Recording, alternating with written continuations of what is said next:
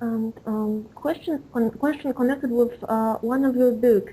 After read Globalization of Nothing thesis, I'm wondering if the opposite process, nothing to something, according to your terminology, is possible. Yeah, well, I'm glad you mentioned that book. I mean, I think in a lot of ways that's one of my most important books, if not most important books. And it doesn't get the attention that the Mcdonaldization of society or even Enchanting a Disenchanted World gets. But I think the argument there is an important one. And basically, it's a generalization of the Mcdonaldization argument. Because in terms of the way in which I define nothing, McDonald's and McDonaldized systems are nothing. They're centrally conceived, centrally controlled, and lacking in distinctive content. And so it takes the McDonald's model and extrapolates to a much broader global argument about this process that is related to McDonaldization. But to answer your question specifically, I mean, most of the trends that I see, which is transforming something into nothing.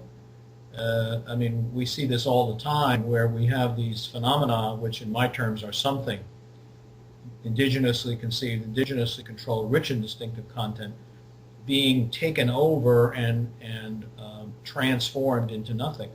But the opposite process is possible. I do talk about it in the book, by the way. I do talk about the possibilities in both directions of nothing becoming something, whereby, for example, a commodity, a toy or a doll or a Barbie doll, for example, which is nothing, right? It's centrally conceived, centrally controlled, lacking in distinctive content, becomes something to large numbers of people, especially to collectors who regard these things as something, even though, you know, at their point of manufacture, they manufactured 10 million of them that were identical and nothing. But people transform them into something, you know, from their point of view.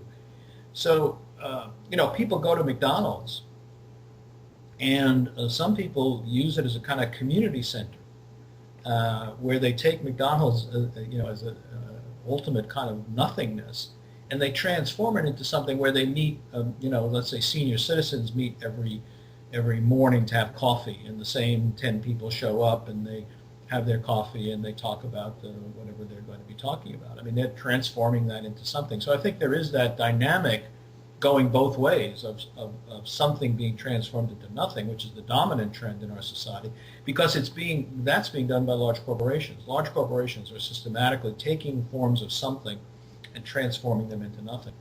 On the other hand, there are also processes whereby people take these forms of nothingness and transform them into something. But it's a much less powerful process because it's just people doing it, not large corporations.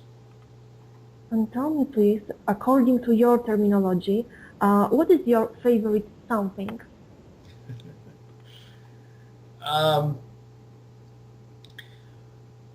I guess it would be personal relationships. I guess it would be family. You know, I'm very close with my children, and especially my grandchildren, and you know, I like to spend a lot of time with them. And so last week I'm in Florida, as you know, and my grandchildren were down visiting, and I took my oldest grandson to a baseball game, and it was just a wonderful experience to take my grandson to a baseball game and to explain baseball to him, and it was something, you know. It was conceived by us, it was controlled by us, and there was a very distinctive content to it. So it's those kinds of personal relationships which are the most important forms of something for me.